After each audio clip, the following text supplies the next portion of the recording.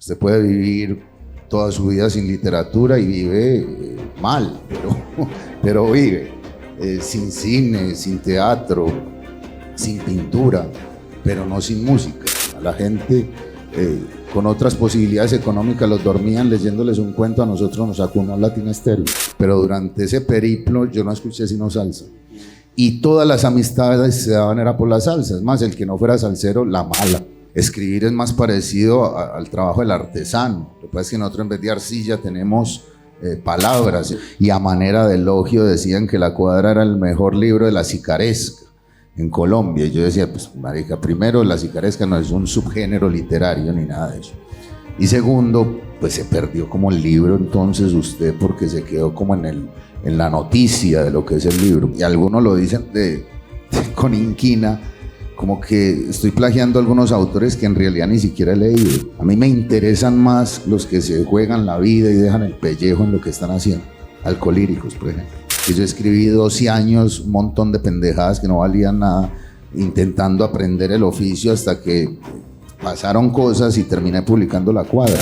Alcolíricos es una super banda y son de un barrio, a mí eso me va molestando, pero maluquito. Si algún día se fueran para una isla desierta y no pudieran escuchar nunca nada más, ¿qué álbum se llevaría? Bueno, ya usted no sabe ni qué es un álbum, ¿cierto? Se llevan Spotify y Van Melos. Pero yo siempre dije, yo me llevaría el Maestra Vida. Yo creo que yo puedo pasar el resto de mi vida escuchando nomás eso y voy al pelo. Hola, sean bienvenidos a esta nueva audición comentada del Centro de Documentación Musical El Jordán. Hoy para charlar en esta tertulia literaria con el escritor Hilmer Mesa sobre música, barrio y ciudad. Quédense ahí conectados con nosotros. Es un gusto estar aquí en El Jordán para hablar de música, para conversar, para vernos las caras, para conversar con Hilmer Mesa de su obra de La Cuadra, Las Travesías, de Aranjuez. Hilmer, escritor, docente, tiene esa bondad de habitar la academia de la calle, pero también la academia de la universidad, que creo que es un complemento bien importante para uno, pues enfrentarse a la vida, también asumirla y tomar un camino. Hilmer, bienvenido al Jordán, qué gusto que estés acá, hermano. Gracias por acompañarnos en esta casa tan bella de 134 años, que creo no es la primera vez que venís acá. ¿Cómo vamos? Bueno, bien, buenas tardes. Muchas gracias a todos por venir. Chévere ver aquí la casa llena y a vos, Santi, muchas gracias. Y sí, es bacano estar aquí. Antes venía cosas menos culturales. Pero bueno, además esto tiene una historia bien particular y es que esto fue de los primeros baños que hubo en Medellín. Aquí se supone que venía a putear Carlos Caroliano Amador. Entonces, estamos como en casa. Bien, bacano. Estás aquí, venías a pasar bueno de otras maneras, hoy venimos a pasar bueno también, conversando. Creo que eso es maravilloso. Esta conversación es más rica, más dinámica, si ustedes se animan a charlar y a formular preguntas también. Para eso, cuando vayan a formular una pregunta, tenemos un micrófono dispuesto allí a ese costado, se pueden acercar, hacer una ceñita y les damos la palabra. ¿Por qué? Porque estamos grabando esto para generar un podcast, un videocast también. Esto queda como parte de la memoria de la ciudad en un documento que ingresamos al sistema de bibliotecas públicas de Medellín. ¿Listo? Entonces es muy importante que no hablen desde el punto desde el cual están, sino que por favor se paren al micrófono. ¿Y por qué hablamos nosotros de memoria, de música, de barrio? La obra de Hilmer está muy atravesada por la música. Hay muchos nombres que aparecen de bandas ahí. Por supuesto, pues los Alcolíricos que escuchamos hace un ratico, aparecen por ahí también la Típica 73, aparece por supuesto Rubén Blades, aparece Fito Páez, aparecen muchos nombres por ahí que van mencionados, aparece la radio también, que es importante, y pues la música nos atraviesa a todos. Vos primero te encontraste con la música, después con los libros. ¿Cómo fue ese encuentro y cómo fue esa relación y después la simbiosis? Pues justamente como vos decís, yo creo que por eso, entre otras muchas cosas, la música es como el arte suprema, pues porque no nos podemos excindir de ella, porque la música nos habita por todos lados, porque nos la encontramos por toda parte, porque incluso hablando de arte uno puede vivir tranquilamente toda su vida sin tener contacto con casi todas las artes, salvo con la música. Usted puede vivir toda su vida sin literatura y vive mal, pero vive. Sin cine, sin teatro, sin pintura, pero no sin música. Todo es música. De hecho, es que la música es la combinación armoniosa de sonidos, entonces pues en todo sonido también hay algo de música. Pero además está esa música que a mí siempre he detestado un poco, ese término de música popular, y más ahora a lo que se le acuña, que son los corridos medio narcos, medio pendencieros, que a mí no me interesan, pero que, digamos, toda la música es popular justamente por eso, porque está en todas partes. Entonces todos vamos recopilando como una banda sonora que ya después los que nos ponemos más locos empezamos a investigar quién la hace, quién canta, quién tocaba el bongo en Maestra Vida, ¿cierto? Pero que así uno no sepa esa información, se sabe todas las canciones. A mí me pasa, por ejemplo, con la música de plancha, que no sé mucho del género, pero me sé casi todas las canciones, pues porque mi mamá hacía los oficios de la casa escuchando La Voz de Colombia. Entonces tengo ahí como en el inconsciente todos esos mensajes. Además tiene otra cosa muy tesa, y es que aquí no quiero dejar pasar esto, y es los exabruptos que nosotros tenemos a veces. ¿A usted no les parece muy exagerado que uno conocía lo que la mamá hacía como los oficios, le decía hacer el destino? Sí. Marica, muy teso, ¿no? El destino, y alguien haga claro. el destino, ¿cierto? Y realmente era trapear. Pero quizás el destino nuestro como país sea trapear. Entonces, en esa información que nos llega un momento, a mí me pasó, por ejemplo, con el tango, que toda la vida lo tuve también ahí por mi papá, hasta que un día empecé a escucharlo en serio y empecé a ver, ya es que estaba interesado en otras cosas como la literatura, empecé a ver la fuerza y el poder poético, filosófico incluso, que tenía esa música, los mensajes que de verdad decía. Y con la música de plancha también me ha pasado que ya estando viejo escucho nuevamente esas canciones y digo, es que esto decía era tal cosa. Uno de hecho la repetía, pero nunca le había puesto cuidado como ese mensaje. Entonces ahí estuvo todo el tiempo la música habitándome y tal, y quizás la forma en que encontré de relacionarme o de hacer vida social durante la adolescencia, que es esa época tan oscura de todos, bueno, al menos mía fue muy oscura, fue a través de la música y en especial de la salsa. Yo fui un salsero, pero así mal, desde que teniendo 7 años mi hermano puso el dial cuando salió Latina Estéreo en 1985, hasta más o menos los 19 años que entré ya a estudiar filosofía y letras, y que por suerte me encontré con grandes personajes que me mostraron otros géneros, pero durante ese periplo yo no escuché sino salsa.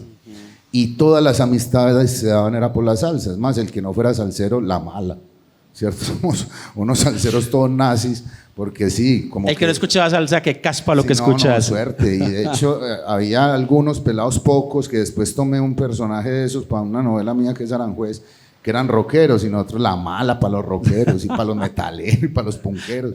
O sea, éramos salseros pero a muerte.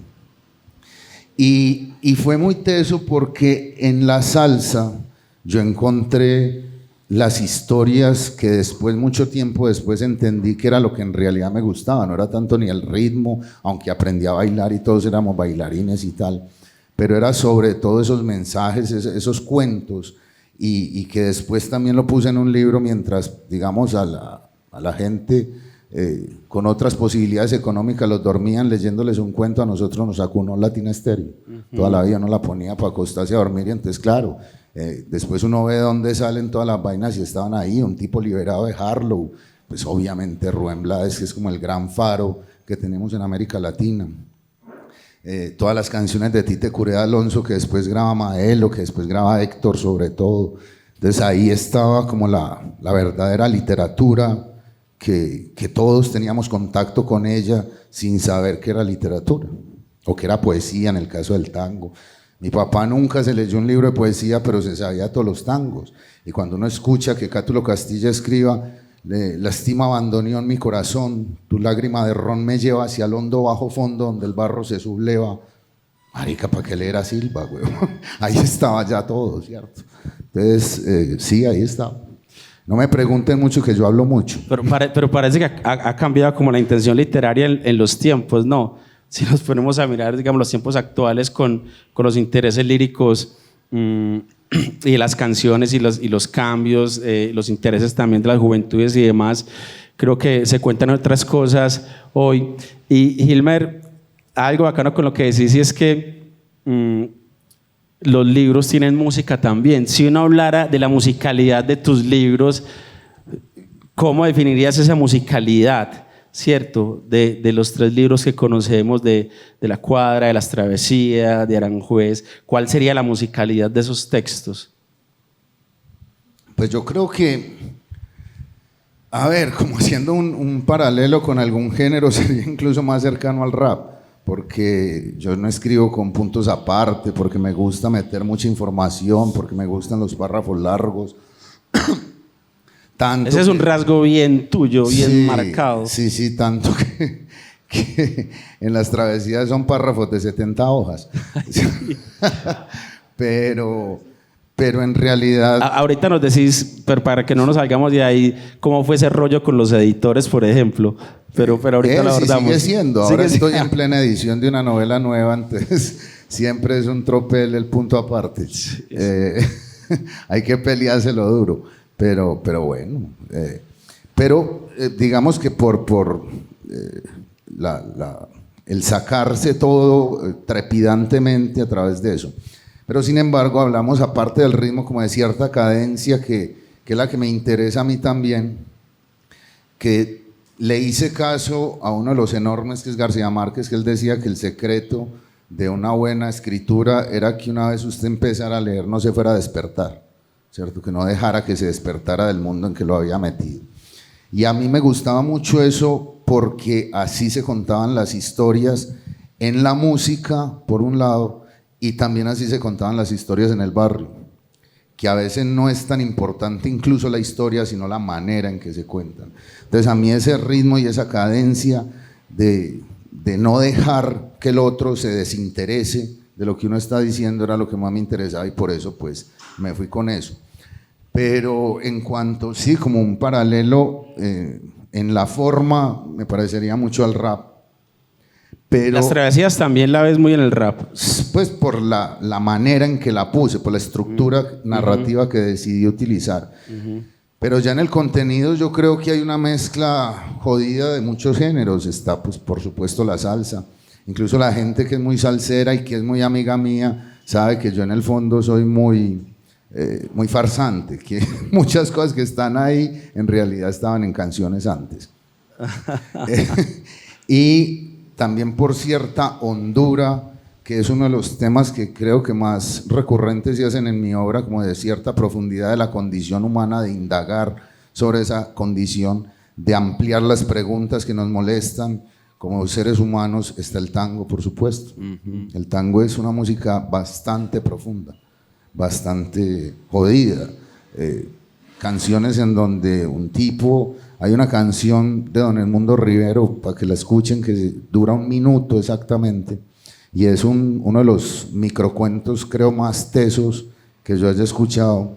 Y es el man que llega a la casa y a la esposa que se acostó con otro, y le dice al man, váyase, que el hombre no es culpable en estos casos, y empieza a hablar con ella como de todo y de nada, y termina diciendo, y luego besuqueándole la frente con gran tranquilidad y amablemente, le fajó 34 puñaladas. ¿Cierto? Un cuento muy brutal, muy actual todavía, y que nos permite lo que a mí más me interesa, que es esa indagación profunda del por qué somos como somos y de por qué hacemos ciertas cosas. Eso está ahí en el tango. Bueno, está también, por supuesto, en todo el Maestra Vida de Rubén Blades y en todo Rubén Blades en general. Entonces sí, pues yo creo que ya, y además uno a estas alturas, hace 4 días cumplí 47 años, ya uno a estas alturas pues no puede definirse como dentro de un género tampoco, ni en la literatura ni en la música. Yo creo que voy absorbiendo de todo lo que se va cruzando. Hablaste del hacer. En el hacer pues hay muchas maneras, hay métodos, por supuesto. Cada quien construye sus métodos también, toma aquí, toma allá, pero voy a algo simple a la hora de escribir, y es que hay un detalle, y es, por ejemplo, leer lo que pasa siempre en los contextos, por supuesto leer la calle también, que está bastante reflejado en tu obra, las personas, pero en la práctica cotidiana vos te vas pillando cosas y tenés un manualcito y vas anotando en la libretica, o una idea de algo que viste cuando saliste a la calle o bajaste al centro o estuviste en una fiesta y viste un comportamiento particular y lo anotaste. Digamos, eso de la vida cotidiana que te va alimentando para después construir tus obras. Sí, y es tal cual lo que vos decís, pues no tengo tampoco como una fórmula, y me molesta un poco los escritores, que muchos son muy buenos, pero a mí no me funciona, como de estar cazando historias, ¿cierto? Pues que uno no puede saludar a nadie porque contame a ver cómo es tu vida, a ver, después termina siendo un personaje, no, es como cosas que primero tengo muy adentro, y segundo, o que van pasando y me llaman la atención, o que le completan a uno una cosa que tenía incompleta. Y yo creo que si me tuviera que definir, yo sería más un escritor de personajes. A mí me interesa más ahondar como en la vida interior de los personajes, que en estos días lo estaba explicando en clases. Es la diferencia entre el drama y el melodrama. El melodrama, que lo vemos todos los días en las telenovelas y en televisión, es cuando el personaje está sometido a un montón de contrariedades que vienen de afuera. Es la muchacha pobre y entonces, bueno, tiene una enemiga que es la rica y ta. En cambio, el drama, que es lo que vemos sobre todo es de Aristóteles, que él lo analizó, pero pues desde las tragedias griegas hasta las actuales, es cuando las vicisitudes que le pasan al personaje nacen desde adentro. Y a mí eso es lo que más me interesa explorar. ¿Por qué un man que toda la vida llevó una vida, supongamos, como normal, de un momento a otro toma unas decisiones tan equivocadas? ¿Por qué uno mismo, yo a veces me sorprendo con unas mezquindades que yo digo, pero marica, ¿dónde me salió esto? Entonces, construir un personaje que sea consistente, coherente, con ese tipo de cosas, es armar una suerte de Frankenstein, que uno tiene que tomar de muchas partes e irle dando forma. Yo siempre he pensado también que escribir es más parecido al trabajo del artesano. Lo que pasa es que nosotros, en vez de arcilla, tenemos palabras, entonces uno con eso va dándole forma a una cosa que uno tiene muy adentro. El artesano también en la arcilla ya está viendo el jarrón, entonces lo único que hace es como ir pulimentando eso hasta que quede lo que él ya tenía adentro, y creo que así hace uno también. Un caso muy que pueden tomar de ejemplo el que haya leído aquí una novela mía que se llama Aranjuez. Era un personaje que aparece ahí en un capítulo que se llama Las Campanas, que se llama Wenceslao, y era un man que yo conocía en el barrio, un tipo que siempre me pareció muy literario porque era muy, para utilizar una palabra de unos amigos míos, muy disruptivo dentro del ecosistema que se daba, y era porque era un pintor que de verdad había sido artista teso, pero después pues la vida y las vainas lo llevaron por otros caminos y terminó muy quebrado y tal. Y con esa facilidad que tenemos nosotros en los barrios de generalizar, la gente escuchaba pintor y lo ponían a pintar casas, y al man le daba una piedra, pues como que pues marica, yo soy pintor, ¿cierto? Entonces, y tenía, la esposa se había muerto y tenía un hijo que además era muy distinto. Yo en la novela lo puse muy rockero, pues por mi amor también con el rock, pero en realidad era metalero y era rarísimo, pues para un barrio de salseros, y un man con chaquetas de metal y tal. Entonces, me parecían personajes muy literarios, pero siempre sentí que les hacía falta algo. Y una vez estaba con Alcolíricos en un concierto que dieron en Marinilla, y el baterista de ellos, que le decimos el Bala, estábamos ahí parchados en el parque tomándonos unos guaros, y pasó un típico señor de estos que se mantiene tomando guaro en los parques de los pueblos y de los barrios, y me dice, marica, ¿qué man es una figura? Y yo, ¿por qué? Me dice, ¿por qué manca que se emborracha? Me dice, Byron, yo sé cómo conseguir plata. Y dije, ¿cómo? Vamos a robarnos las campanas de la iglesia, que yo sé a quién vendérselas. Y para mí eso fue una epifanía. Madre, esta es la que a mí me faltaba para ese personaje. Sí, sí. Entonces lo va formando uno con un montón de cosas, de informaciones que tiene, porque en realidad pues la trama me interesa menos que el drama, ¿cierto? Y el drama, si se lo, pues todos lo tenemos, lo que pasa es que hay que saberlo hurgar y ponérselo a un personaje. Hay termina algo, siendo ahí una mezcolanza. algo con lo que vos acabas de mencionar, y es que seguramente muchas de las historias que vos contás, bueno, mucho de lo que contás ahí pasó, algunas historias te las contaron, otras las viviste, conociste a los personajes, pero Las Campanas fue, por supuesto, de un concierto de Alcohólicos en un pueblo, un señor, pero hay un músico que vos recreas ahí, que el papá quiere que el pelado salga, que crezca y se roba las campanas. ¿Cómo es digamos, la intencionalidad tuya puntual desde lo que conociste, lo que viviste, la información que tenés en la cabeza y demás, versus lo ficcional? ¿Cuál es el punto de equilibrio? O no sé, no lo pongamos en términos de porcentaje, pero sí, ¿cómo manejas eso a la hora de escribir? Yo creo que teniendo muy claro cuál es el tema que yo quiero tratar, ¿cierto? Que es distinto al argumento. El argumento se va dando, uno lo va construyendo, uno lo plantea, pero uno tiene que tener claro el tema. Por eso a mí no me sonaba mucho cuando decían, incluso grandes críticos, y a manera de elogio decían que La Cuadra era el mejor libro de la sicaresca en Colombia. Y yo decía, pues marica, primero, la sicaresca no es un subgénero literario ni nada de eso. Y segundo, pues se perdió como el libro entonces usted, porque se quedó como en la noticia de lo que es el libro, porque en realidad a mí lo que me interesaba ahí era hablar de la pérdida, de la muerte, de cómo eso pues interrumpe no solo la vida del que obviamente murió, sino de los que quedamos. La gran ausencia, sí, que la llamas. gran ausencia, o sea, el vacío absoluto, ¿cierto? La tendencia al vacío infinito, del que no se sale, del que uno no hay día en que no piense en esa persona y en la falta que quedó, ese huraco que le quedó a uno en el alma. Entonces yo decía, en serio, es un libro más que nada sobre la ausencia.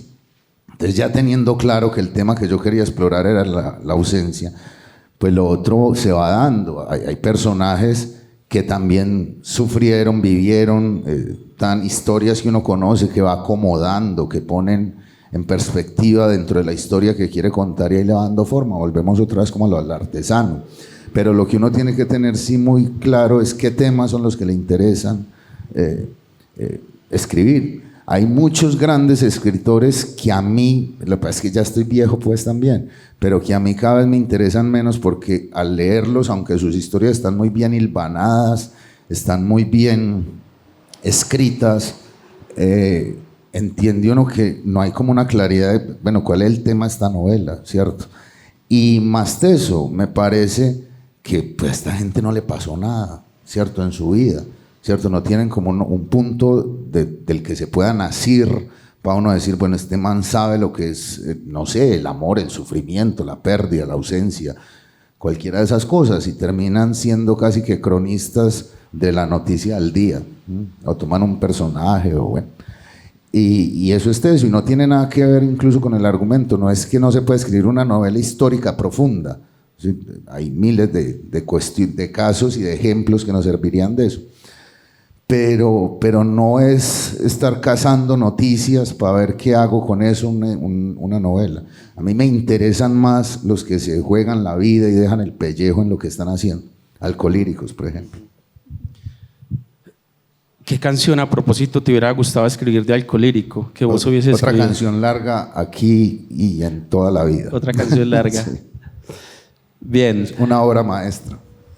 Yo creo que la obra que ha hecho Alcolíricos pues, es una obra que ha leído muy bien estos tiempos, que ha hablado sin complejos del barrio, de la comunidad, de los problemas sociales, pero bueno, aquí ya estuvieron los Alcolíricos también una vez hablando, hicimos un ejercicio muy bello con ellos. Esperamos tenerlos de nuevo pronto. Gilmer, ¿hay algo digamos, cuando uno escribe, lee, pinta, toma fotos, todo el que crea, hace arte, pues tiene referentes también, ¿cierto? Y va mirando, va desechando, como vos contás. En los libros tuyos, por ejemplo, cuando yo leí Las Travesías, se me vino inevitablemente a la cabeza Alfredo Molano, con Cartas a Antonia, sobre todo por esa realidad del país, esa realidad de cómo nacieron las guerrillas aquí en el país, de los problemas sociales, de la gente buscando una tierra, sacar adelante un proyecto de familia, los campesinos y la gente en el campo que lo sacaban y lo sacaban y lo sacaban, con por supuesto Aranjuez y La Cuadra. Pues piensa uno en Víctor Gaviria, en el cine de Víctor Gaviria, piensa también pues en Alonso Salazar, el pleito que no duró nada, no nacimos pa' Semilla, en fin. Desde esas asociaciones, vos, ¿cómo conectarías también tu obra? ¿Con qué autores? Pues indudablemente con esto, pues a ver, ahí Santi, a mí a veces me pasan cosas también medio raras, y es que dicen que tengo como un estilo, como, y algunos lo dicen con inquina, como que estoy plagiando a algunos autores que en realidad ni siquiera he leído. Y por ejemplo, yo Alfredo Molano sí lo he leído y mucho y tal, pero Carta de Antonia nunca lo he leído. Y a veces también me pasa otra cosa, y es que yo creo que estoy creando una cosa muy tesa y después resulta que eso se lo copié a alguno y no me acordaba. No, pero eso sí me pasó en serio. Yo escribiendo Aranjuez una vez hice un párrafo que hasta yo mismo dije, ¡y qué marica tan teso soy yo! Y me quedó pero redondo esos párrafos y uno dice, ¡qué frase! Yo lo voy a volver a leer. Sí, a lo bien. Y bueno, por otros días me contrataron en la Universidad del Rosario para un curso de autoficción, que eso no existe tampoco. Pero entonces yo preparando los argumentos para decir que no era autoficción y tal, pues dije, pues si vamos a hablar de autoficción, pues hay que leer impajaritablemente a Ernesto Sábato Abadón, El Exterminador. Entonces releí Abadón, El Exterminador, y cuando iba como por la mitad me encontré el párrafo exacto que yo marica, yo soy, o sea, ni me da siquiera. Entonces me di cuenta lo farsante que era.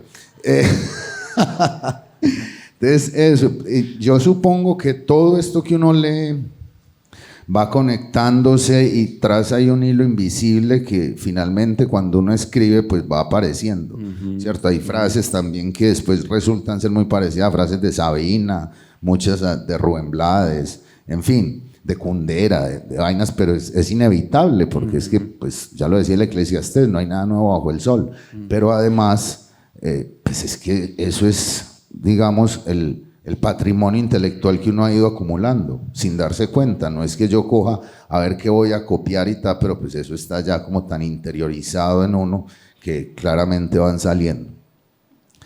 Pero hay muchas referencias que otra gente ve que uno no ve, y por ejemplo en Las Travesías la gente también muchas veces la ha vinculado como con la estructura que utilizó Gabo en 100 años de soledad, y a mí pues no deja eso de halagarme, porque así lo pusieran a uno a que le ilustrara los zapatos a Gabo, ya iba melo en la vida, ¿cierto? Ese man ya es altísima literatura.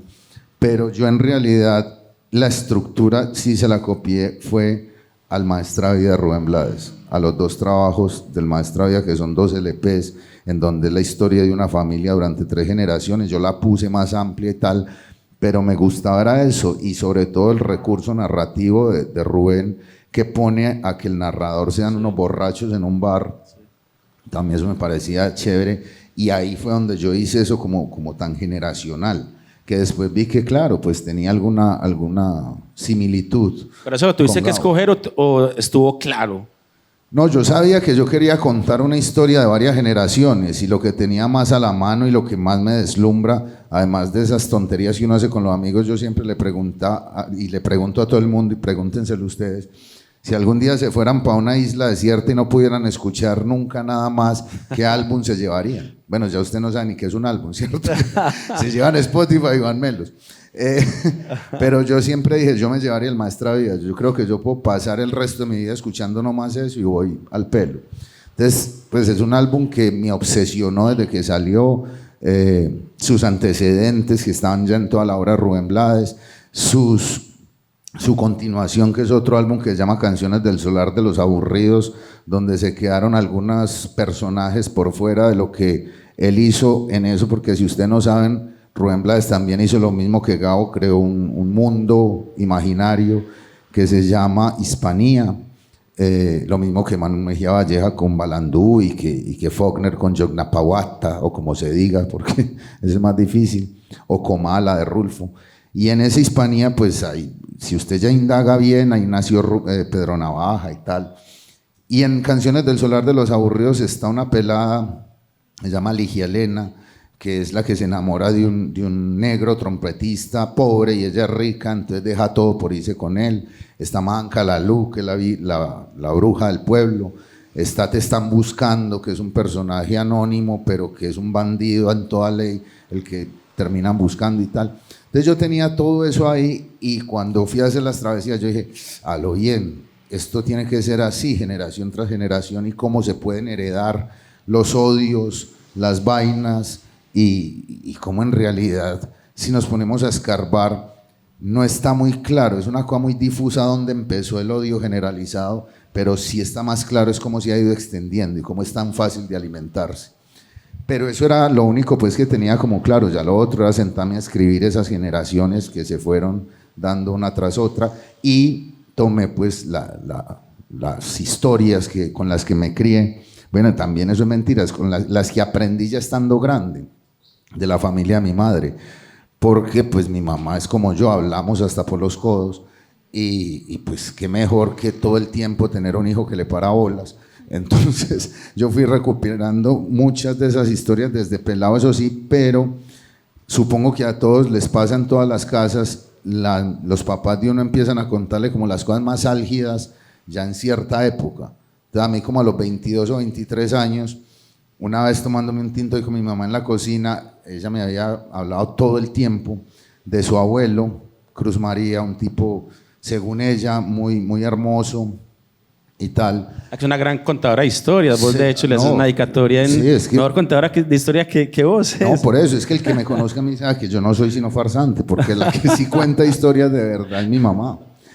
De hecho, la novela que viene ahora, que sale en septiembre para que todos la compren, se llama Los Espantos de Mamá, y es otra vez mi mamá ahí como muy presente también contando historias. Entonces, en esa época me va diciendo, no, es que hay algo de mi abuelo que yo no le he contado, y es que él tuvo otra familia, ¿cierto? Y yo, marica, ya ahí me sonó todo, ¿cierto? Y yo dije, bueno, tan, y me va diciendo, pero además la tuvo con la hermana de su abuela. Y yo dije, eso explica muchas cosas. Es el primer capítulo en que abrís las travesías. Que terminó siendo el primer capítulo, porque a mí eso me pareció súper literario.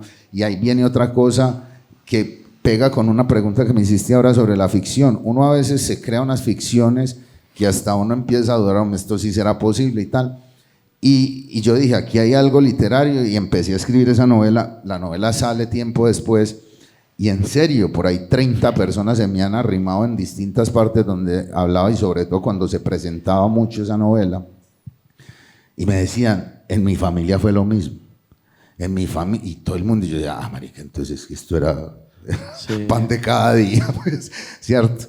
Y me llamó mucho la atención eso, que a veces uno cree que está contando la gran historia, y en realidad esa es la vida cotidiana de mucha gente, y lo que está ahí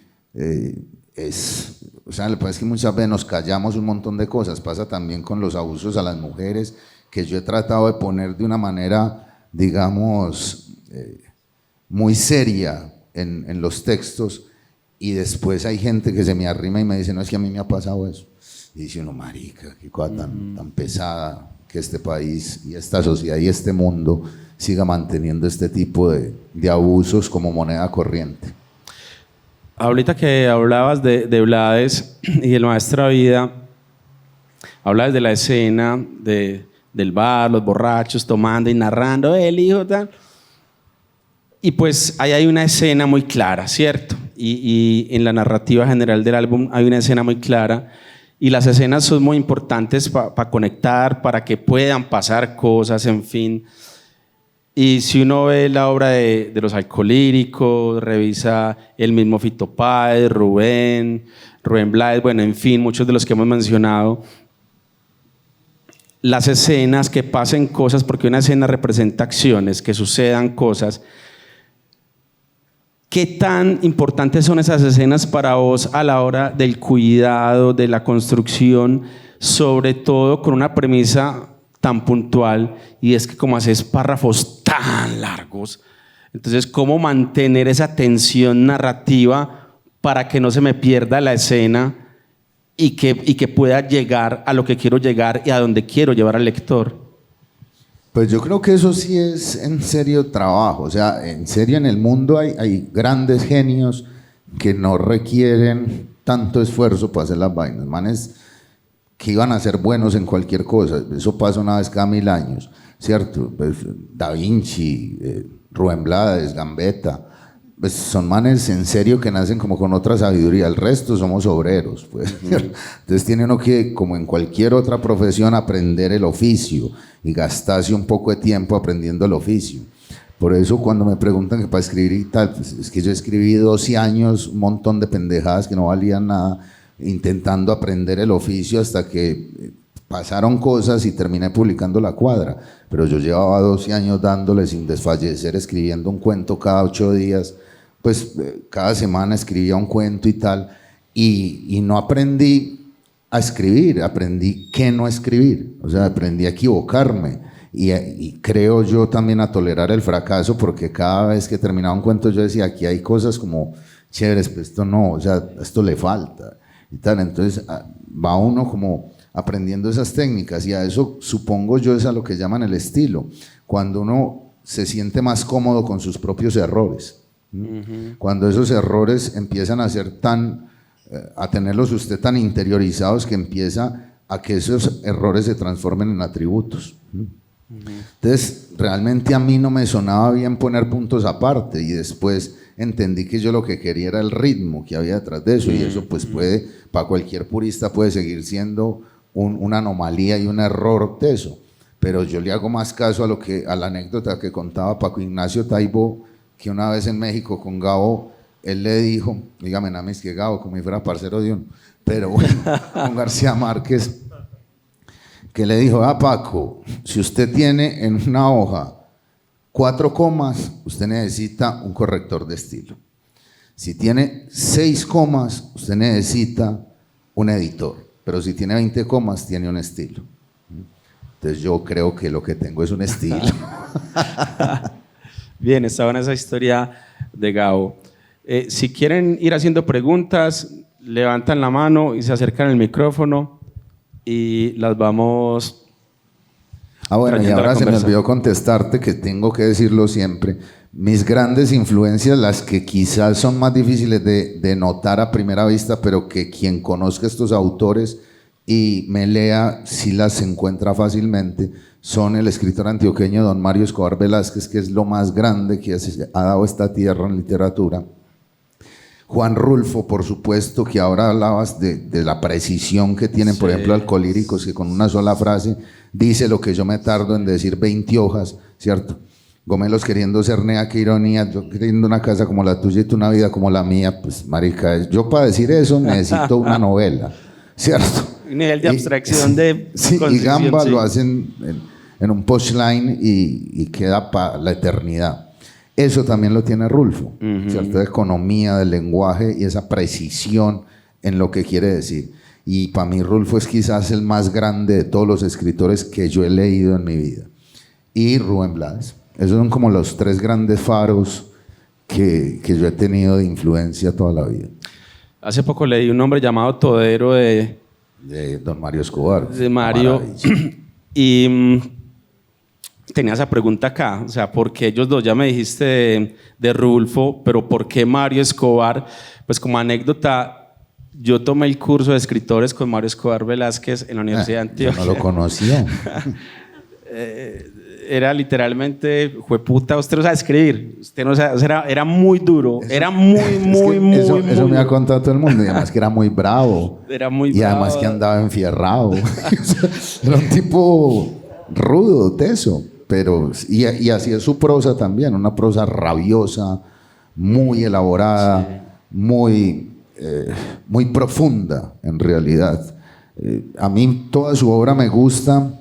Un hombre llamado Todero me parece muy buena, pero léanse Cuando pasa el ánima sola, eso es una obra increíble. Entonces, porque él, yo creo que es de los que más ha profundizado en el alma humana. Esa tierra de cementerio, toda esa gente, y yo creo que incluso gran parte del estilo o de la decisión mejor de escribir sobre personajes se los debo a él. Todos los capítulos de toda esa gente son nombres de personajes y él va desarrollando el personaje y cómo ese personaje entra en la historia. Eso a mí, pues de hecho de ahí lo tomé. Y ver eso, personajes siempre marginales también. Tereso de Cuando pasa el ánima sola es un cojo al que todo el pueblo desprecia y termina siendo un tipazo o un tipo de valentía muy distinta. José Luis es un personaje, se llama José Luis, pero lo llaman José Luis porque es el que se levanta todas las peladas y, como se decía en esa época, las perjudica. Y este man toma la decisión, Alain Calvo, que es como el alter ego que aparece en todos sus libros de él, sí. Decide castrarlo como marrano. O sea, marica, eso yo decía, esto es la literatura que a mí me interesa. La literatura que castra a los personajes. Es decir, que tiene que tener usted en la cabeza para creerse tan superior moralmente a otro que no le gusta la forma de actuar de él y entonces decide perjudicarlo de la peor manera que se le ocurra y cree que está haciendo el bien. ¿Cuántas veces nosotros no estamos haciendo eso? Eso, de hecho, es una suerte de Frankenstein. Es que Frankenstein es otro de los libros monumentales que léanselo. Mary Shelley hizo ahí una obra impresionante, ¿cierto? Que alegóricamente funciona como todo lo que nosotros tenemos adentro. Como un tipo es capaz de hacer un monstruo y cuando el monstruo toma vida propia y empieza a reclamar, lo desprecia. Dígame si eso no es la definición del amor. No. Uno se mete con alguien, intenta cambiarlo todo lo que más pueda y cuando ya cambia, ya no me gusta. Eso es Frankenstein.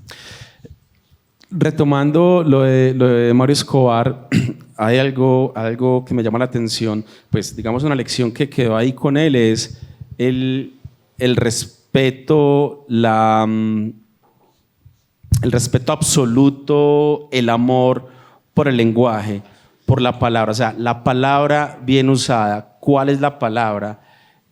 Que la palabra que utilice sí quiera decir esto. No es lo que dice la gente, no es lo que significa la palabra. Si es lo que cree la gente que significa y popularmente tiene un significado, pues habrá un texto donde funcione, pero hay una acepción que tendrá que ser usada tal cual en un libro en particular.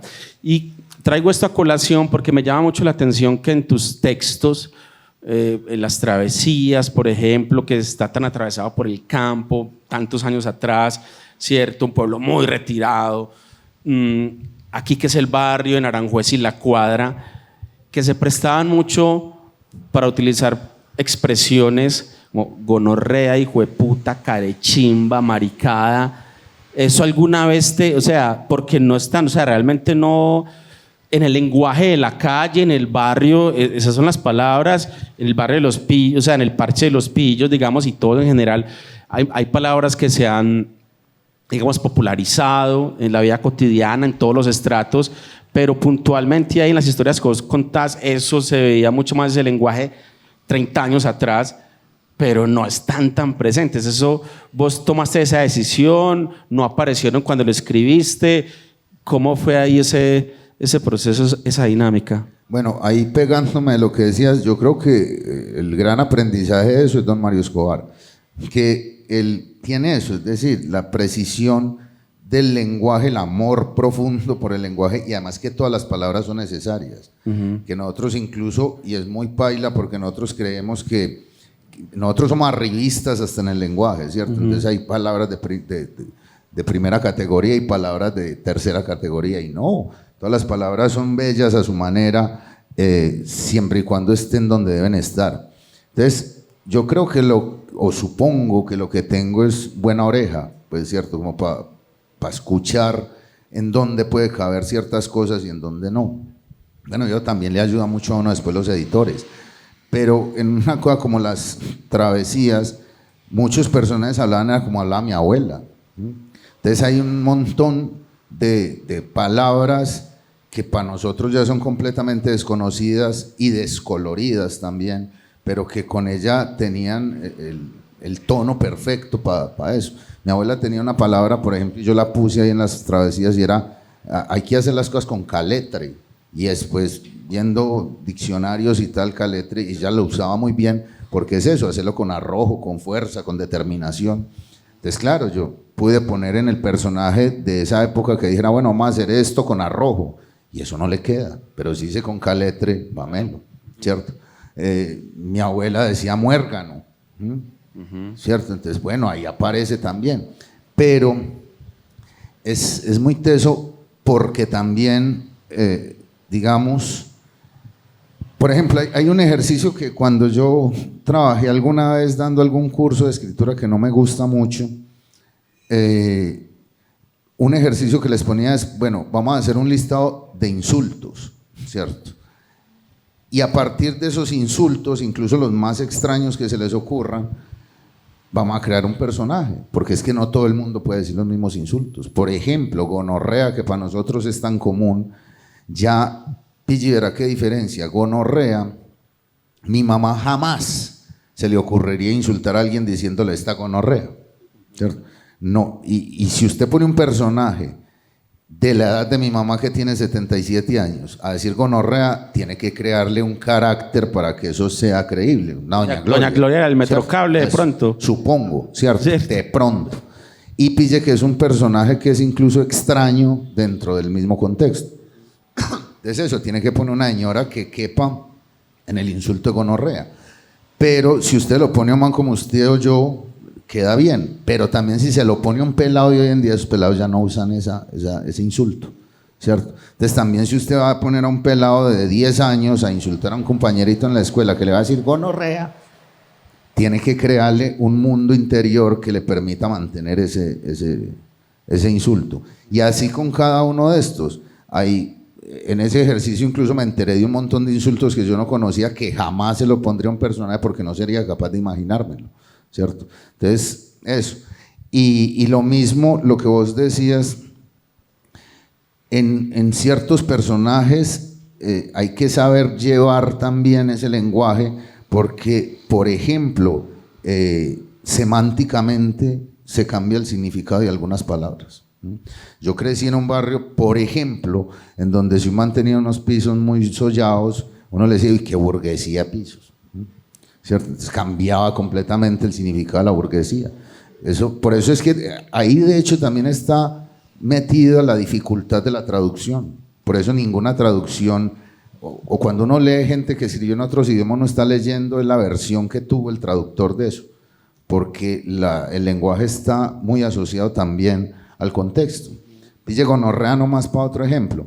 Yo me enteré, estando también con Alcolíricos en Bogotá, que salí y la gente decía, ¿qué gonorrea de concierto? Y yo dije, ay, marica, no les gustó, ¿cierto? Y en realidad en Bogotá decir gonorrea es muy bueno, ¿cierto? Uno dice, uy, qué gonorrea de concierto, y era que estaban matados, y yo decía, vea, ¿cierto? Entonces es muy teso, y de hecho nosotros también lo utilizamos en dos variables. Uno ve jugar a Messi y dice, qué gonorrea para jugar, ¿cierto? Pero si lo atracan aquí saliendo, ni me atracó una gonorrea. Entonces, si pillas, es complicada o sea, todo tiene que estar muy medido, y eso lo aprendí a don Mario Escobar. Hay palabras y frases que solo se las podría decir ese personaje. Tereso, de Cuando pase el ánima sola.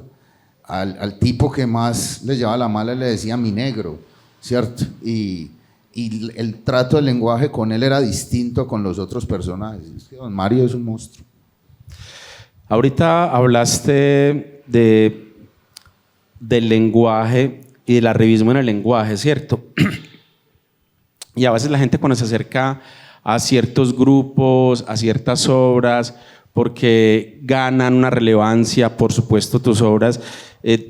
Hace poco creo que fue en diciembre, a comprar, creo que era La Cuadra, La Cuadra, se le iba a dar a un amigo, iba en la edición 24, no sé, ¿en qué edición va ya? Yo no me entero bien, pero creo que como en la 20 y punta, sí.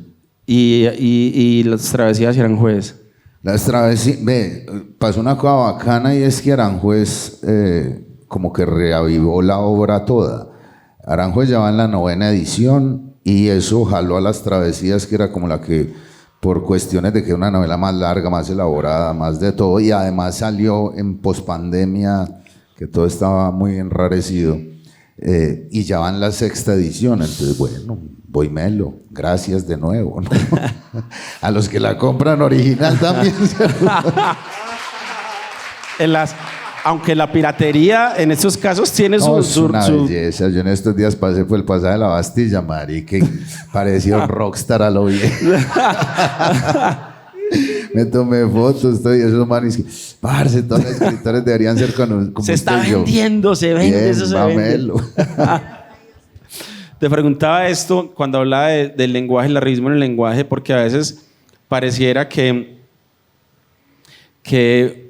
un libro que habla de un barrio en particular y que habla de la violencia y dificultades, digamos, que existieron en toda la violencia, los pillos, el narcotráfico, en fin, que a veces la gente se interesara por eso, como porque dijera, es que tuvieron muchos problemas, pero mira tan tesos lo que lograron sacar adelante. Como que una banda que sea de barrio y que logre brillar y salir adelante, entonces dicen, ve, estos pelados, sí ves, mira, con todas las dificultades que tuvieron y lo lograron, miren que sí, y los medios de comunicación se pegan de eso, miren que sí se puede, muchachos, es que hay gente que tiene muchas dificultades, entonces hay como una mirada de soslayo muy arribista también, ¿cierto? Como aprovechado un poco.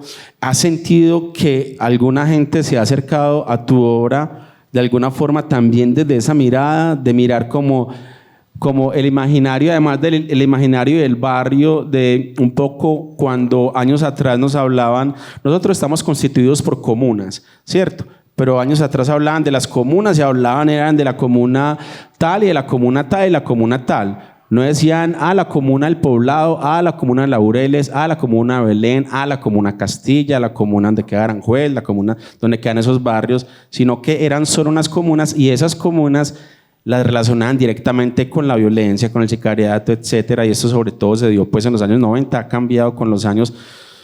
¿Has sentido eso con que de alguna forma algunas personas se han pegado eso desde esa mirada a tu obra? Pues sí, y esto que me decís pues sí da como para otras 3 horas de que hablemos, porque además pues lo que más me interesa en el mundo es, aparte pues de mis amigos y mi familia y el afecto en general, es el lenguaje. Y de los problemas grandes que tenemos es del lenguaje. Pues primero, un problema muy sonado es este eufemismo que utilizamos para todo. Ajá. ¿Cierto? Esa necesidad de camuflar todo, que de hecho es paila porque terminamos no diciendo nada o no entendiéndonos, ¿cierto? Y eso es muy grave, sobre todo en ciertos aspectos. Entonces, cuando a uno le dicen que en realidad una vaina tan atroz como los falsos positivos, le vamos a decir falsos positivos, eso le quita el hambre, el dolor, la desazón y demás. Además llamamos falsos positivos a una cosa que ni es falsa ni es positiva. O sea, hasta allá llega el poder de engaño o de autoengaño que sugerimos. Pero además está esa otra forma más sutil que se utiliza, que es muy grave, que sabe quién tiene muy claro eso, los negros en la USA, que ellos lo llaman la discriminación positiva, ¿sí o qué? Y eso el rap pues está lleno de ejemplos de eso, y es un poco eso, ¿cierto? Ve, este man tan bueno, y es negro. ¿Qué importa de qué color el man es teso? ¿Por qué es teso? Y algo así pasa con esto, cuando sale Alcolíricos es como, o sea, estos manes tan tesos y son de un barrio, ¿no? Pues, ¿por qué tenés que ponerle esa coda de que es de un barrio? Pues, o incluso a veces conmigo.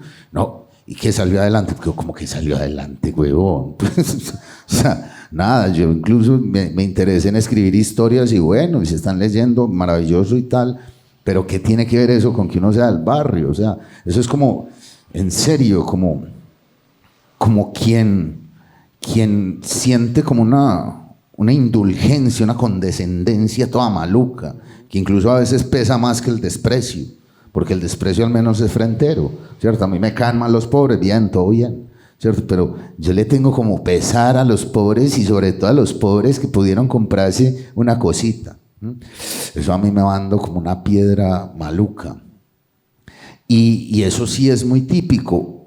Ahora, ¿qué es lo teso y lo bacano de que estemos, no solo nosotros, sino todo el que esté haciendo algo? Es que le estamos tratando de quitar el velo a mí, pero tampoco cuando, y además pues eso es inevitable, que todo el mundo lo invita a uno que porque es el escritor del barrio. Yo le digo, pues, ¿qué tiene que ver dónde viva, marica? O sea, pille la historia a ver si le gusta. Y si le gusta es porque está hablando de cosas que son cercanas a todos los seres humanos. Todos sentimos odio, todos sentimos amor, todos sentimos angustia. Esos son los verdaderos temas. Lo otro es paisaje. O sea, que yo haya escrito un libro porque me mataron a un hermano y es uno de los dolores más grandes que he tenido en mi vida, hubiera sido lo mismo si al man lo cogió un carro. Es decir, que hubiera sido bandido y tal, es como el telón de fondo donde pone uno la angustia que le suscitó crecer sin la persona que uno más quería en la vida. No, yo no estoy haciendo crónica, ni estoy haciendo una noticia, ni les estoy trayendo ahora la primicia de que Medellín es peligroso y que hubo bandidos. Pues el que no se haya enterado de eso es que no vivía aquí, marica, ¿cierto? Entonces, yo creo que con eso tenemos que ser cuidadosos, entre otras cosas, porque yo noto que ahí hay una trampa de los verdaderamente poderosos para crear esa competencia entre los de abajo que le permita sentirse un poquito más arriba que los demás. Porque el arribismo se da es entre los de abajo. O sea, los de arriba no son arribistas pues porque están arriba. Son hijueputas, pero que eso ya es otra cosa. Pero no son arribistas. Lo que nos crean es esa necesidad de competencia entre los de abajo, ¿sí? Y que yo lo he dicho muchas veces y me parecía muy loco. Uno de mis grandes amigos, el Gordete, nos criamos juntos, estudiamos juntos, es el amigo que tengo que hace más tiempo somos amigos, porque somos amigos hace 42 años. Y él vivía, si alguien conoce Aranjuez, como por donde quedaban las canchas del IDEMA. Eso es muy abajo, ya eso es casi la carretera para tirar para Zamora. Y él vivía ahí, pero en mera casa de 3 pisos, el papá trabajaba en empresas públicas, o sea, era el más riquito de ellos. Sin embargo, como él subía a parcharse donde vivíamos nosotros, que era más arriba, todos los pelados le decían, ¿usted qué vive en ese hueco? Y uno decía, marica, vivía a 3 cuadras de la casa, y en una casa mejor que la tuya. Pero la necesidad de pasar por encima del otro, de despreciarlo, de alguna manera de sentirse superior, estaba casi que metida ahí. Y eso creo y se sigue viendo en todo. Y antes cuando empiezan a decir cosas como que Alcolíricos es una super banda y son de un barrio, a mí eso me va molestando pero maluquito. O cuando dicen que las novelas mías son lo mejor de la Sicaresca, a mí ya como que tampoco me suena. Entonces yo creo que en ese, porque además ese es más grave, es decir, la gente que se cree mejor y tal y que de una vez desprecia al otro, pues bueno, uno ya sabe con qué cuenta, pero ese que es sutil, ¿cierto? Que en cada frase lo está tratando de por debajear a usted y que es complicado, y creo que tenemos que ponerle más cuidado a eso, porque si no nos cuidamos entre los de abajo, los de arriba hace tiempo se olvidaron de nosotros. Muy bien. ¿Qué conciertos a los que hayas sido vos, además de Alcolíricos, conciertos de salsa, un concierto de jazz, de lo que sea, han sido reveladores no solo por la música, sino porque hay una obra expuesta ahí narrativamente hablando, desde los músicos parados en escena, cómo diseñan el repertorio, cómo empiezan, cómo terminan el show, en fin, cómo conversan con el público, y eso de alguna manera cómo te ha nutrido, es decir, cómo te ha nutrido no solo un concierto, sino el cine, cómo te has alimentado el cine, cómo te has alimentado el teatro también, de obras que te hayan marcado, otras artes con las que hayas dialogado y que hayan sido importantes en forjar ese estilo tuyo, esa mirada del mundo que retratas en los libros. Sí, pues es que todavía hay una información, pero entonces, bueno, vamos por partes. Pille, yo soy un re fanático de la música y de hecho he descubierto con los años que la música en vivo es distinta, porque se maneja ahí como una energía muy distinta, muy poderosa, muy potente. A mí eso como que me habita y quedo contento un poco de días después. ¿Acostumbras a ir a conciertos? Pues con el precio que están ahora, poco. Pero no, mentira, sí, voy a todos los que pueda ir. Pues de Aceta, yo creo que es la banda que más he visto y cada vez para mí es como una alegría infinita salir de un concierto, es algo como súper renovado. Pero aparte de eso, pues sí, ya la familia de uno. Tengo las veces que he podido ver a Rubén Blades, que han sido 3, pues sobre todo me acuerdo mucho de la vez que vino al estadio, que apenas él salió y empezó a tocar. Yo soy un tipo de la lágrima difícil, pues yo casi nunca lloro. Y empecé a llorar así, pero de una emoción. Nunca había llorado de la emoción y me lloré todo el concierto. Y bueno, y entre otras cosas, entre los salseros vieja guardia, hay ciertas canciones que uno le dice que son panelas, pues porque es las que escuchan en toda parte y tal. Entre ellas estaba Te Están Buscando, pero cuando ese man la tocó en vivo, yo dije, marica, es que con razón, o sea, es que qué cosa tan impresionante, y ver a ese man y la seriedad de ese man y lo que vos decías, cosas brutales. Porque con ese man sí me han pasado cosas brutales. Yo estuve una vez en una entrevista con él, que el gordete, el man que les digo ahora, trabaja en Teleantioquia y me llevó, y yo le dije una cosa, que vea cómo se unen las cosas en la vida. Yo fui, me acerqué y lo saludé, y yo cuando no había escrito nada ni nada, y le dije, maestro, yo a usted lo admiro mucho, y el man en una sencillez me diciendo, ¿y por qué? Si yo no he hecho nada. Y yo le dije, ay, marica, yo como que no he hecho nada. Para mí el Maestra Vida, yo creo que me salvó la vida y es lo más importante que he escuchado. Y el man me dijo una cosa, me dijo, pues yo no sé, chico, pues yo escribí la historia de mi barrio que debe ser igual a la del tuyo. Ve y escribe la tuya. Y ya después ver que finalmente terminé escribiendo la historia del barrio, al menos del que yo tenía adentro, fue como muy revelador. Entonces, ese concierto de Rubén Blades, que el día anterior había estado en la entrevista con él, fue para mí brutal. También el de la Macarena, que también otra cosa. Hay un ensayo de Guillermo Cabrera Infante sobre Rubén Blades y termina con una frase que a mí me pareció muy teso y lo comprobé en el concierto de la Macarena, que dice, bueno, este man que es actor, músico, y fue, cuando eso todavía no, cuando lo escribió Guillermo Cabrera Infante dijo, candidato a la presidencia, no es un tipo normal. Sin embargo, no se puede hablar tanto de Rubén porque Rubén sí que se toma en serio las cosas. Y en el concierto de la Macarena él sale y está cantando Patria y cualquier persona llega y le tira una bandera de Panamá a la tarima y el man para el concierto y dice, una bandera es una cosa muy seria, no vuelvan a tirar una bandera al piso. Todo el mundo como, habló papá Dios ya. Sí. Y lo frenó y sacó las maracas y digo, yo siempre llevo a Panamá en la mano y siempre lo llevo en mi corazón, no hay necesidad de pisotear una bandera. Y a mí me quedó eso como, este man en serio sí que se toma en serio las cosas. Entonces esos conciertos de Rubén Blades para mí han sido súper reveladores. Y un tipo que a mí me ha acompañado mucho en la vida, en momentos tesos y sobre todo en desamores tesos, esos momentos, y estando incluso más joven, cuando uno cree que el despecho le va a poder y que uno no, ¿cierto?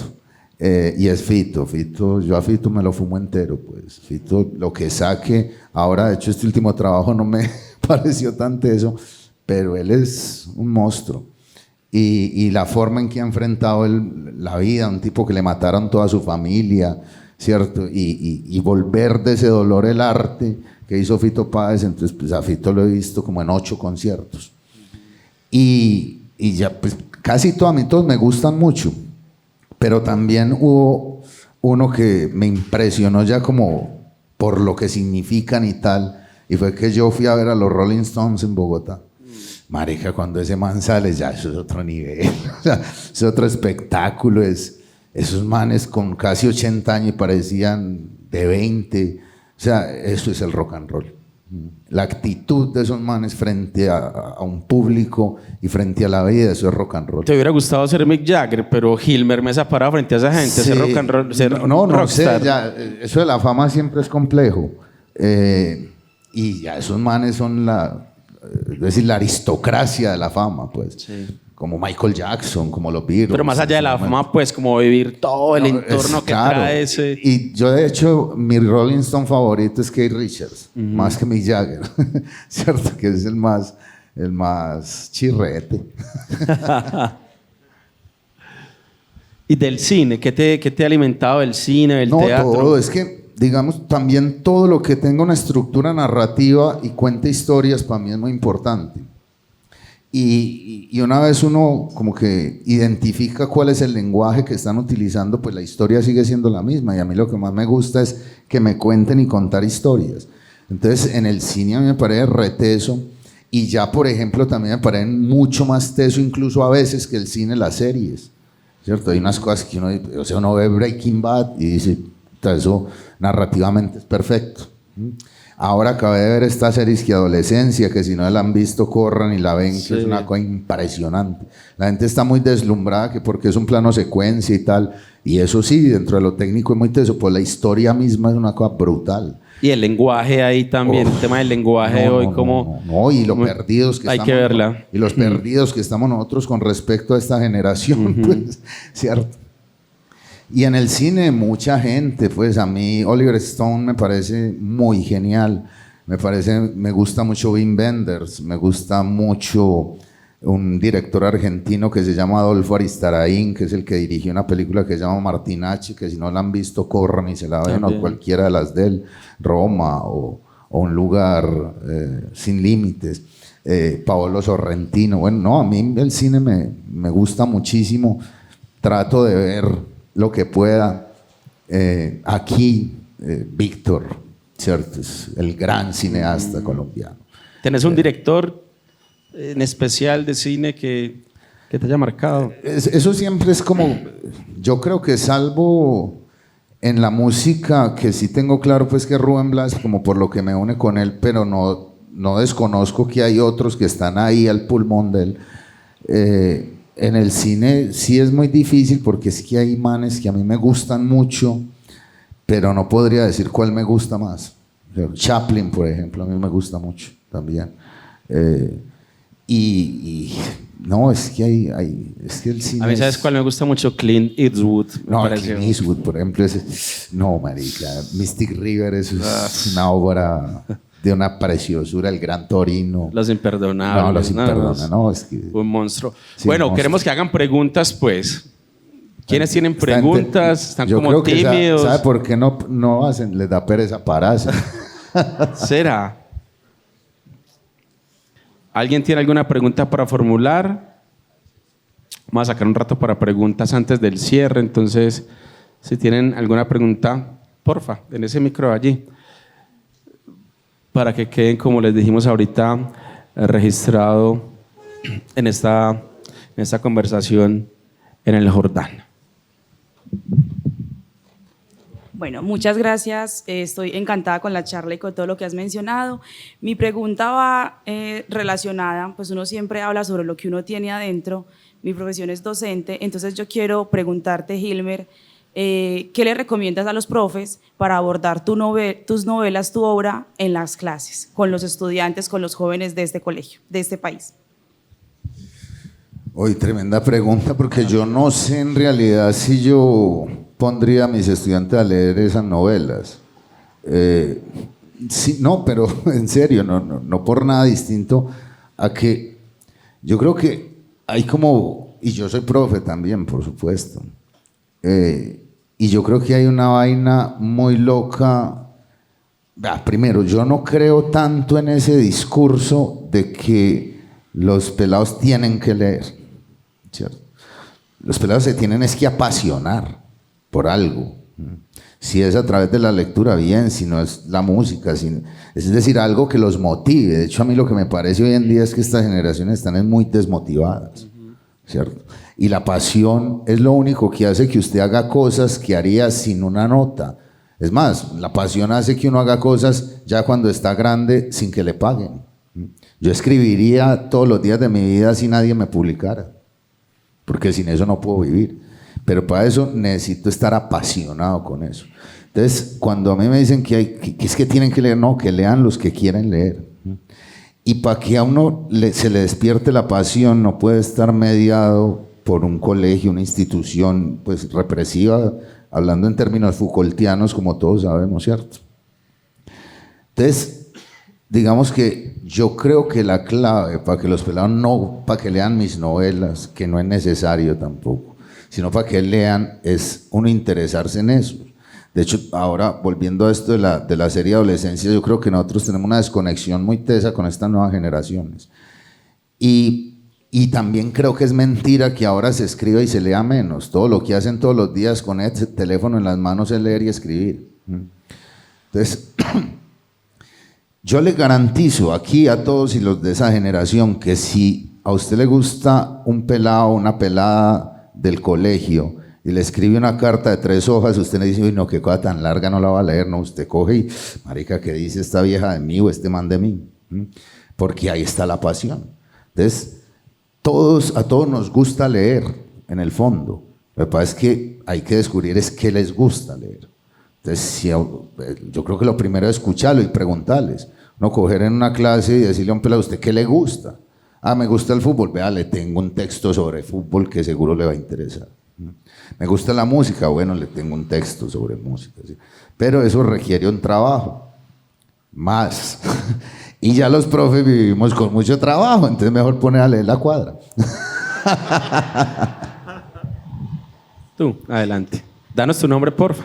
Angélica, profe, tengo un grupo de estudiantes egresados que por placer leímos Aranjuez. Habitamos entonces tus novelas. Hilmer, hace un rato decías que construyes personajes. Entonces, cuando uno lee a Wenceslao, a uno le tiembla el alma de ese papá capaz de entregar tantas cosas. Y vemos que en las 3 novelas hay personajes masculinos supremamente potentes. En La Cuadra, Cocorico a mí me parece una cosa descabellada. En Aranjuez me quedo con todos esos fragmentos alusivos a tu padre, a tu hermano, que son hermosísimos.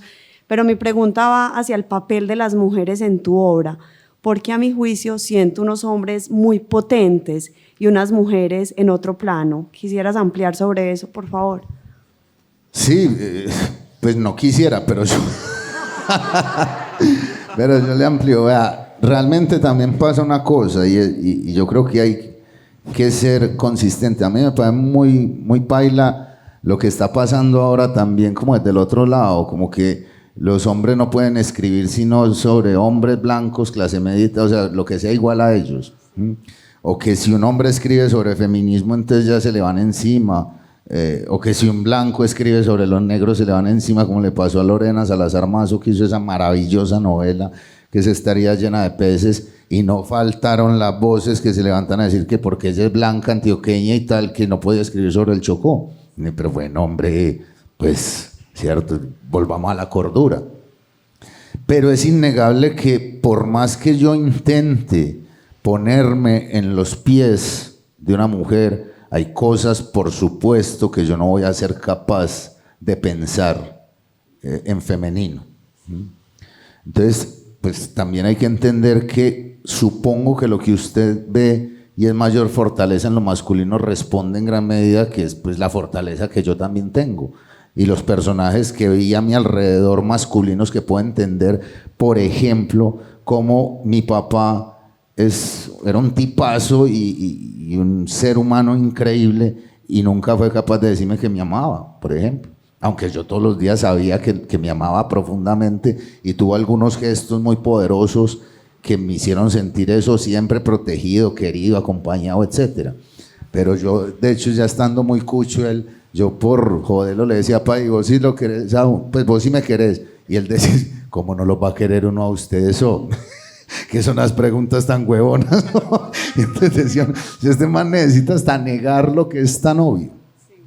Entonces, claro, ahora, yo lo que he intentado hacer es construir unos personajes femeninos también desde un respeto profundo, porque además pues el amor de mi vida es mi madre y he tenido grandes mujeres a mi alrededor, que el que la ha cagado siempre soy yo, que me han enseñado como hasta donde uno como hombre puede entender esa fortaleza femenina. Y a partir de eso, del entendimiento, del cariño, del respeto que le he tenido a esas mujeres, he tratado de construir esos personajes. supongo que hay ciertas honduras a donde por más que me esfuerce no puedo llegar. Y tampoco quiero ser digamos, un impostor de crear, que ya eso es otra vaina. Una cosa es que yo creo que los hombres sí pueden hablar de las mujeres hasta donde les dé. Ya otra muy distinta es, como he visto en algunas vainas, manes dándoles consejos a las mujeres de cómo tienen que enfrentar un periodo menstrual o cosas de esas que uno dice, hombre, pues, o sea, el respeto también es saber que usted, pues, hay aguas que usted no puede cruzar porque lo traga. Entonces, pues, supongo que ahí están las falencias que, que le ves. Ah, bueno. Bueno, eso, digamos, lo inalcanzable de ciertas profundidades que quizás sí sean más obvias en los hombres. No a vos. Gracias. Porfa. Aranjuez, pues es una forma también de dar como muchas miradas del padre, Hilmer, pues en sí, ¿cierto? Y como ese gran padre que termina acunándolos a todos, que es la casa, que es el barrio. Sí, además, no solo con lo de los padres, a mí me parecía, y a veces me sigue pareciendo, y aquí esto hay que decirlo, pues, el arte también es muy elitista, es decir, el arte le llega apenas a algunas personas. Y por ese mismo elitismo, porque nosotros los que estamos aquí, seguramente la mayoría pertenecemos a, digamos, a una élite esquiva, pues, porque no es la gran élite, pero sí tenemos como un privilegio comparado con el resto o con gente que se la pasa muy mal y que de hecho no tienen ninguna posibilidad. No es lo mismo usted que pudo estudiar, que tiene acceso a cierta información, a un tipo que no. Yo estuve trabajando una vez en el Chocó y llevan unos computadores y unas vainas a unas veredas que no había ni luz y que nunca habían tenido luz. Entonces dice uno, bueno, como dice Gamba sabiamente, no es a dónde vamos, sino a dónde empezamos. Y hay gente que empezó muy hueputamente atrás. Entonces, nosotros seguimos siendo privilegiados, pero digamos que ese elitismo también se iba fraccionando a que no solo era económico, social y tal, sino también que lo cultural era privativo de cierta gente. Y esa gente fue la que durante mucho tiempo fueron los únicos que tuvieron acceso a la difusión del arte, no a que no hicieran arte. Don Mario hizo arte toda su vida y nunca publicó en una gran editorial, pero pues por la misma difusión las grandes editoriales le publicaban a ese grupo selecto de gente que hablaba de cosas que no conocían muy bien. Entonces, a mí me parecía muy paila que pintaran los cuadros, los barrios populares como cuadros de costumbres inventados, que durante mucho tiempo el pillo única y exclusivamente era el que cometió los asesinatos y demás, y además lo volvían un estereotipo a veces como caricaturizado. Y entonces yo decía, o sea, eso es ser muy básico, es decir, estos manes sí, eso era lo que se dedicaban, pero es como si yo fuera a hacer una novela sobre, qué sé yo, sobre un cotero de la minorista y a lo único que le paró bolas es cuánto pesaba el bulto que echaba encima y cuánto se demoraba a llevar el bulto del camión al kiosco. Ese es el oficio de ellos. Pero ese man llevando ese bulto tiene unos pensamientos y lo construye y lo vuelve un ser humano. Lo mismo pasa con el bandido, ese man tiene otras filiaciones, tiene otros pensamientos que lo hacen un ser humano. Entonces, yo quería indagar eso que no lo había encontrado bien, salvo en ciertas caricaturas que no me gustaban mucho y que se fueron extendiendo en otras cosas. Y me di cuenta que no era solo el pillo, que también era el obrero y qué tal, y que esa parte de la sociedad era muy despreciada porque quien había contado esa historia en el cine, la música, la literatura, había vivido otro privilegio más y era tener la voz de esa gente que nunca había tenido voz. Entonces yo había visto a los padres que aparecían en todas las historias de todo esto que les dije, casi que clasificado en que si usted era un borracho, ya era mal papá. Y yo me crié con un poco de papás muy borrachos y muy buenos papás. Y sí, esos maricas todos los días bebían, pero se jugaban la vida por sus hijos. y vi también un montón casi que de padres safios, golpeadores y tal, y yo soy el claro ejemplo. Mi papá jamás me dio una pela en la vida a ninguno de los hijos, y de hecho como con una inteligencia toda superlativa para un man que estudió hasta tercero de primaria. Mi mamá, cuando eso él manejaba camión, y mi mamá cuando venía mi papá a la casa le decía: es que esos muchachos me están enloqueciendo, castigalos. Y el man le va diciendo, que para mí eso me pareció muy teso: es que ve, Luz, estos muchachos me ven una vez a la semana, se ponen felices de verme, ¿vos querés que yo los coja a golpes? Pues castigalos vos que vivís con ellos, ¿cierto? Pues a mí deja que nos disfrutemos. Y yo decía, a lo bien. Entonces, sí, mi papá nunca me dijo te amo ni nada de estas vainas, pero era tremendo papá. Entonces a mí esos clichés y ese estereotipo que creaban de los papás, yo sí decía, no, o sea, contemos también la historia de estos manes que en serio fueron unos papás del carajo. Las múltiples caras también. ¿Cómo estás, Hilmer? Danos tu nombre, porfa. Alejo Chu, soy cuentero de la ciudad, también docente. Esto parece como convocado por Secretaría de Educación. Sí, a lo bien. Sí, Sí. soy cuentero y escritor empírico Aclaramos de la ciudad. que no, fue ¿Que no? convocatoria abierta. A mí me avisaron ahorita, apoyada no me del he dado sistema de cuenta. bibliotecas, Jordán. Porque me hace falta consumir más redes. No, como dos preguntas puntuales, Hilmer. Una, hiciste mención de que escribiste muchas cosas para darte cuenta que podías escribir. Hay algo muy teso con los cuenteros, no se está consumiendo cuentería, y en estos días salió como la convocatoria para Feria de Flores por parte de la alcaldía y nos excluyeron a los cuenteros, una tradición oral, narrativa importante que vos también ejerces desde tu oficio de la palabra y la escritura. Entonces, como que, ¿qué te pensás vos de la cuentería en Medellín y en Colombia, en este momento específicamente? Si sos consumidor como escritor. Y la otra... Sí, pero eso no es para hablarlo aquí.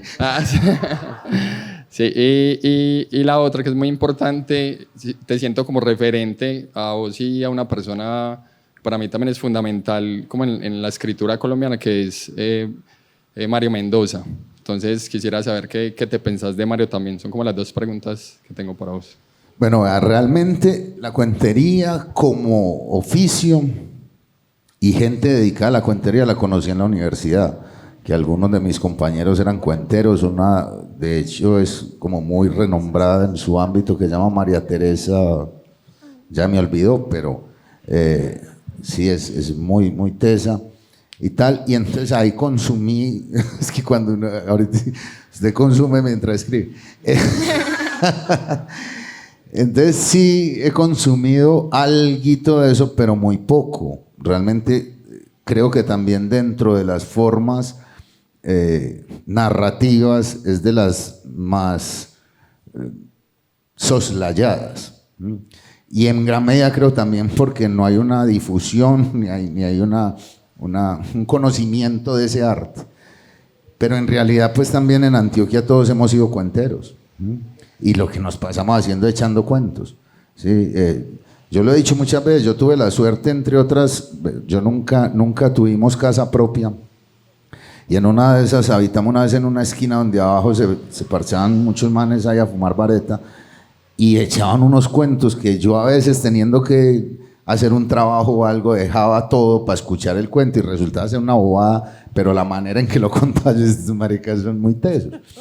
A lo bien. Y creo que si hubiera como una posibilidad de dar a conocer ese oficio, creo que mucha gente más llegaría, porque en el fondo todo lo que más nos gusta a todas las personas es que nos echen cuentos. Si no fuera por los cuentos, en serio nos quedaría muy difícil, porque la realidad es dura, es jodida. Uno lee una novela y en realidad lo que estás escuchando es una historia que alguien le está contando a través de su propia voz. Uno ve una película, lo mismo, y un cuentero, cuando es talentoso como ustedes, supongo, lo que hace es meterlo a uno en la película. Entonces yo creo que es que también hoy en día hay demasiadas posibilidades y estamos viviendo una época muy trepidante, muy rápida, y la gente está pegada a ese teléfono. Entonces pues, no sé, yo tampoco soy yo en mi vida personal sí soy muy, muy tonto para toda la tecnología. Yo no sé guardar un número, por ejemplo. No, pero de verdad, y nunca he mandado un emoticón, y ya ahora viendo adolescencia nunca lo va a mandar. pero pero creo que también hay que vincularse con estas nuevas formas porque en realidad el público para cualquier cosa siempre es la juventud. Los viejos ya somos obsoletos y otra cosa, uno ya sabe qué le gusta y qué no le gusta. A mí me pasa que ya soy más bueno releyendo que leyendo, porque pues yo ya sé que me gusta mucho Rulfo, entonces lo releo cada año. En cambio, si empiezo un libro y no me llama la atención de entrada, yo lo desecho. Entonces, bueno, por ese lado yo creo que sí hay que pensar como otras formas de vincularse y tal, sobre todo para que no se pierda un arte muy antiguo y muy portentoso. Entonces, chévere. Bueno, y lo otro era que, de Mario. Ve, yo a Mario lo quiero mucho, me parece un tipazo. Las veces que nos hemos encontrado ha sido muy generoso conmigo, le gusta, según él, mucho la obra mía. Las veces que nos hemos encontrado también en un escenario ha sido muy generoso, muy calidoso y tal. Yo lo leí mucho hace tiempo, hay 2 o 3 novelas del que me gustan, las otras no tanto. Y me pasa otra vaina y es que de cierto momento para acá no lo volví a leer. Ya como que no, o sea, hay autores también que son como para cierta época de la vida y que en otra época ya uno no le dice muchas cosas. Me pasó con Hess, por ejemplo. Yo en la adolescencia leí mucho a Germán Hess. Bueno, en la adolescencia tardía, porque yo llegué a los libros como a los 20 años. Y empecé a leer a Hess y leí Demián y leí El Lobo Estepario y me parecía genial. Y hace poco intenté releer El Lobo Estepario y ya no me sollaba. Me pasó con Rayuela de Cortázar. Yo lo leí en la universidad y yo creí que eso era la cima de la literatura. Y la leí hace como 5 años y dije, qué novela tan mala, lo vi. Ya más machista, ya más jodida y re loca, y eso creó también ese personaje que se vuelve casi un cliché del escritor triste. Y, bueno, entonces pasa eso. Yo lo último que leí de él fue La melancolía de los feos, que no me disgustó, pero que son libros también que uno lee casi que de una sentada y ya pues no recurre mucho a él. Sin embargo, me parece una figura determinante en la literatura colombiana. Creo que ha hecho lo que nadie más hizo y es ser un rockstar de la literatura, que hizo también que mucha gente se acercara al lenguaje literario y a partir de ahí pues seguramente después encontrarán otras cosas que a mí, Hilmer Mesa, me parece que están más elaboradas o tal, pero pues usted también puede pasar toda la vida leyendo a Mario Amelo y más, píllenlo en las entrevistas, el tipo es muy brillante, es muy teso, muy humano y es una maravilla de persona, a mí me cae muy bien y lo respeto mucho y lo admiro mucho. Oli. Bueno, me llamo María, soy estudiante y justamente ayer tuve un debate en el cual incluimos pues tu libro, Aranjuez, ¿cierto? Y justamente en el segundo capítulo, si no estoy mal, se narra toda la historia de una familia en la cual tú cuentas y pones como cabeza de hogar a la madre y no al padre, y haces al padre muy dependiente y alcohólico, y en clase pues se debatió mucho que le dio en el ego o que se volvió muy dependiente a la madre, y pues me dio mucha curiosidad saber tú qué estabas pensando en ese momento cuando tú decidiste volver al padre, sabes, dependiente y al que hiciera los quehaceres y todo eso, ¿sí me hago entender? El destino. Sí. Y ya, muchas gracias. No, a vos por la pregunta.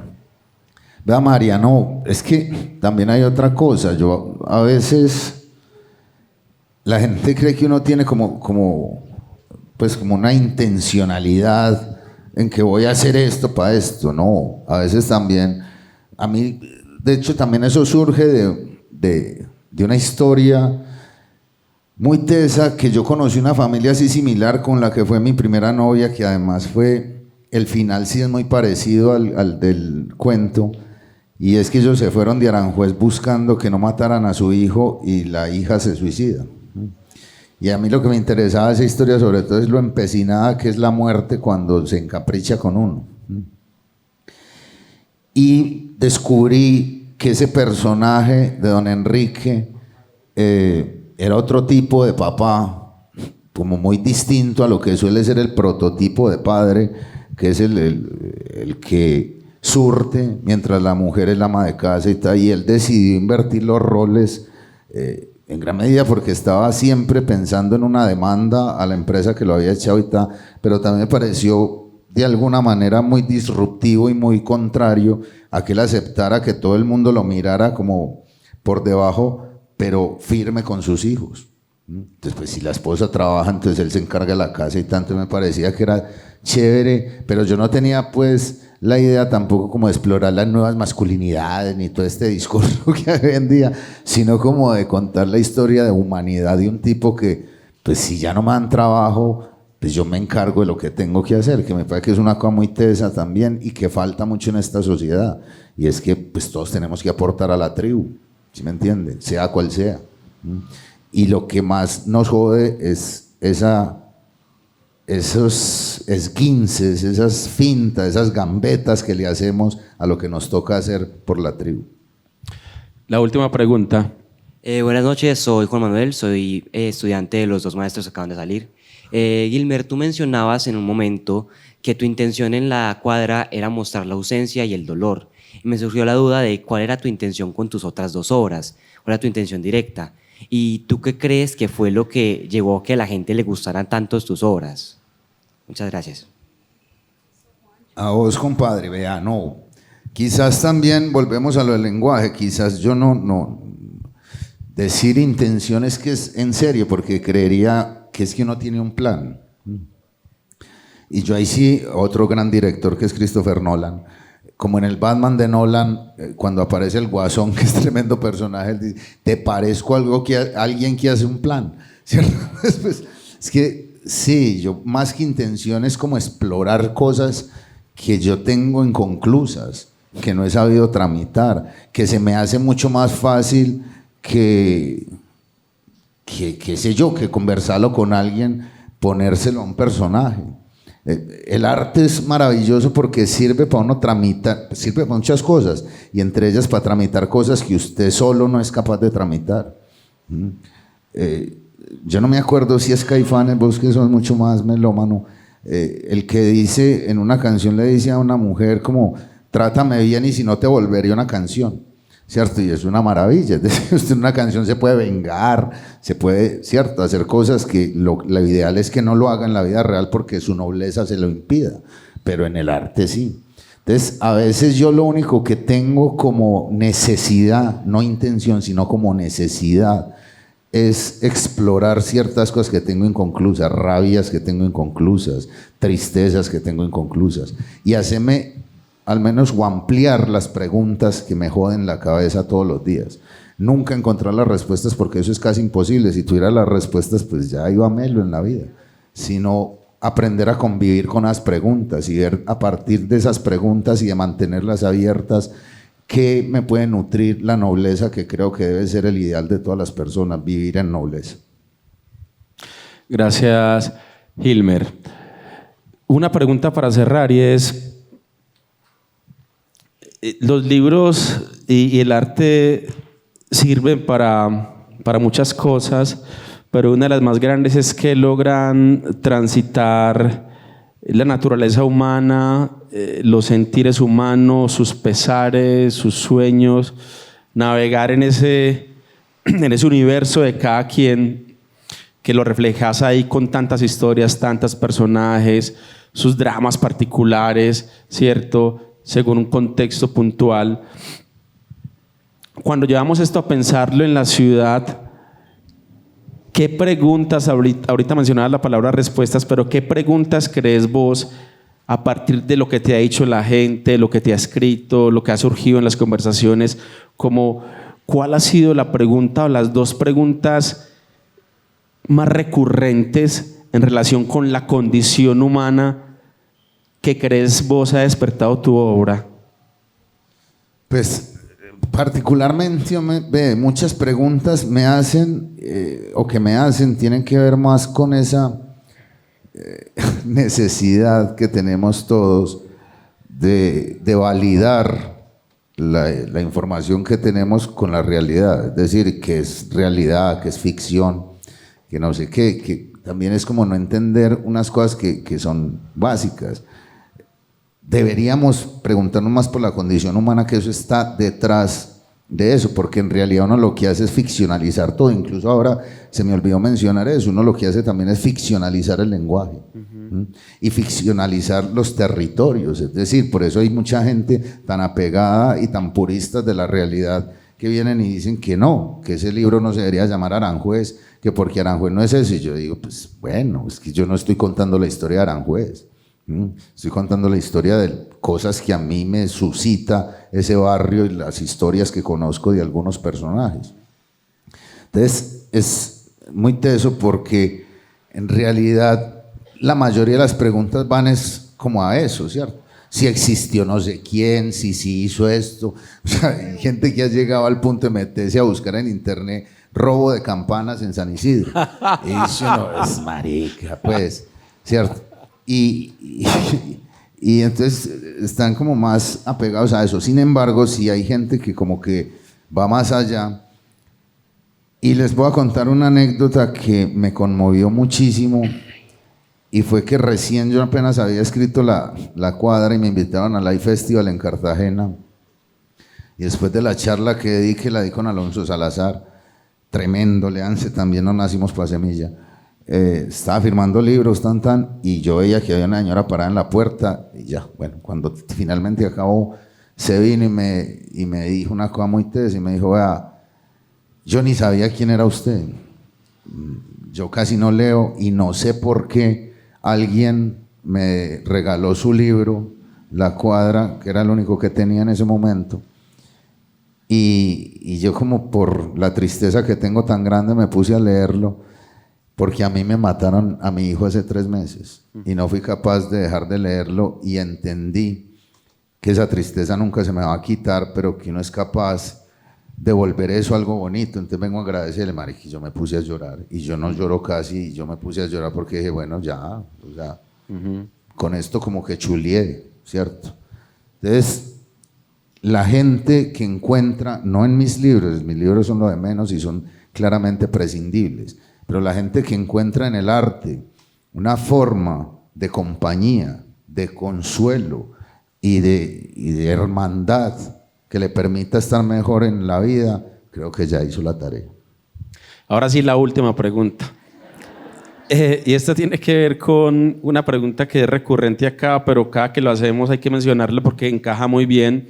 Y es, uno de mis autores favoritos es el maestro de Otra Parte, maestro Fernando González, y él cuando abre el viaje a pie habla del clima interior, de cómo se sentía él cuando iba a empezar un recorrido que fue lo que dio el nacimiento y la escritura del libro. Te voy a poner en aprietos con esto, es en una frase, cómo definir el clima interior cuando escribiste La Cuadra, Las Travesías y Aranjuez. Sí, es grave, pero yo creo que el clima interior que prima para la escritura de esas y de todas las obras, sí es un estado como lo que los medievales, entre ellos San Isidoro de Sevilla, llamaban como la melancolía, ¿cierto? Que no es justamente la tristeza, sino se lo voy a decir, digamos más metafóricamente, como un clima grisazuloso, muy parecido al del blues. Muy buena definición. Un aplauso para Gilmer Mesa, por favor.